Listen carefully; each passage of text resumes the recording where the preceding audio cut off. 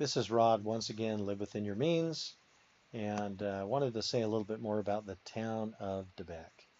The town of Beque, a little town in western Colorado with a whopping population of about 500 people. Now, granted, they don't have tons of services out there, but they certainly do serve the people. There's a lot of people working in the town, and they face the citizens every day. You can go in there and you can talk to the mayor on a regular basis. You can talk to other people working for the city. Diane Rickstrew is one of the people down there, and Shirley working with her. Lance, who's the city manager. They do a great job, and they have to face the citizens regularly. So they are willing to be accountable and make it easy for people to see where their money is being spent. In a prior video, I was talking about the taxes being low. Why are the taxes low in Beque, Colorado? Well, one of the reasons why is because they don't have a lot of services, but another reason, they don't have a great big library. They don't have public transportation, but they do have a little library in the school. They've got a school that goes from K to 12, so it's a small town. But Diane Rickstrew over at the city sent me the newsletter like she does anyone that wants it there in town. They usually send it out to everybody. And here are the payroll amounts. Look at this. For the month of March, payroll amounts for the city of Beque, Colorado. Well, let's look and see, who's been paid what. Stan Novinger, James S. Novinger, works for the town of Beque. He's received a couple checks. They're not whopping checks, but he serves the town and works hard. And I know him. I've met him. Isaac Inskeep. He works for the town. He's full-time, and looks like he got a check there for $1,952.35. Well, what other people are working for the town? Look at Shirley. Shirley Nichols. She faces the citizens every day. Works hard, as does Diane Rickstrew. Here's Elizabeth Diane Rickstrew. She works for the town of Beque, got a check for $1,552. That's what the town of Beque had to pay out for her to get paid. Here's Lance Stewart. Lance Stewart's the town manager. Now, he's the one kind of overseeing everything, and some of these people get paid a couple of times a month, and others maybe they only get one check in a month. There's another check there to Lance for $2,585, and he's the town, I believe he's the town administrator. And but you can look here and see what all these people are being paid. Wouldn't it be wonderful if it was easy for us to see what all the different municipalities are paying to whom and for what? If we follow the example of the town of Beque and other small towns, and actually put up a website, because those towns, they can't put everything out in a newsletter. City of Denver, they've got more employees than there are lines on this payroll thing, by a long shot. And they employ thousands of people, maybe tens of thousands of people, maybe it's even more than that. And Salt Lake City, but a lot of these bigger cities, the things get lost where there's not accountability. Most of the citizens don't have a clue where to go to see how much the people working for those cities get paid, and it gets deep, and that's why people start referring to a lot of this stuff as the deep state, because when you get into the big cities and the county and state governments, let alone the federal government, the real deep state, people don't want you to see how much they're making, how much of your tax dollars are being paid to them, for them and all of their benefits.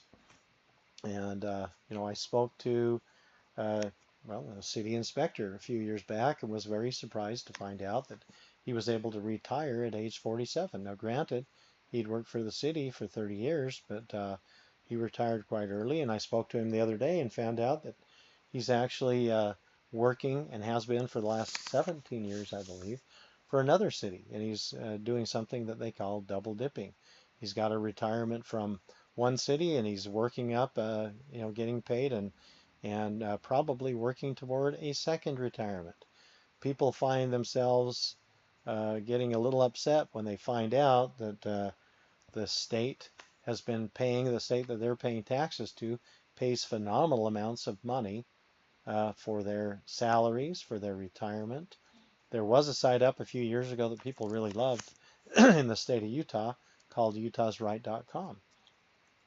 Now, this site raised some controversy because people started finding out that a lot of public employees, whether it be policemen, teachers, firemen, other people that were working for the cities that they were getting, they're paying taxes to, and their taxes were being raised, were making a lot more than a lot of the citizens that were, working 60-hour weeks sometimes and paying some pretty heavy taxes.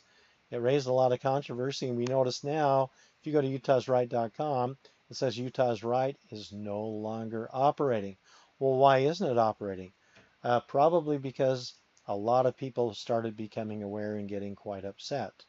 I looked things up on a few people and found that two teachers with whom I went to church, they're not bad people, but boy, the state of Utah was paying out, that year had paid out over $130,000 for their salaries and benefits, which include, money going toward, I would imagine, toward their retirement, but I don't know how that all works for sure.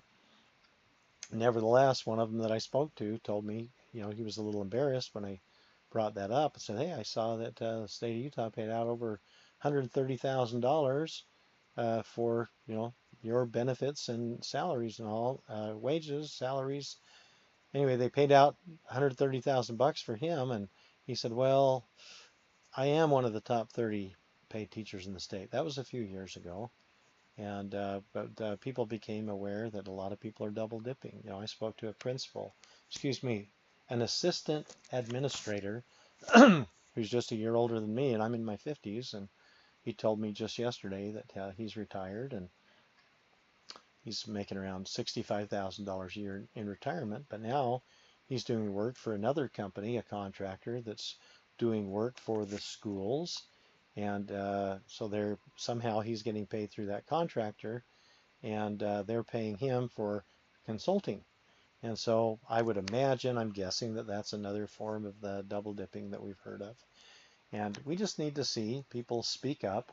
We need transparency. We need sites like this, Utah's Right, up so that we can see what people are making, so that when different organizations are saying, oh, we're only making 80% of what the people over in this entity are making for doing a similar thing, we need to look and instead of saying, oh, poor you, you're only getting paid 80% of what those others are getting paid. But oh my goodness, look at this. You're making far more than the average taxpayers in this place where you're working. Far, far more. Is that right? And you've got a retirement coming up too. And a lot of these people don't even have any retirement. Anyway, the town of Beque is setting a great example for us. Their transparency is admirable. This is public information that we should all have access to. And let's demand it out of our city, county, state, and federal governments and make some changes and cause our governments to live within their means. Now, we all try to live within our means. Those of us that do can be happy that we do. We need to make sure that those that are getting our tax dollars are also doing the same thing. This is Rod, live within your means, encouraging, trying to do it myself and encouraging others to do the same. Again, we give kudos to the town of Beque, and this is Rod, live within your means. Thanks. Have a great day.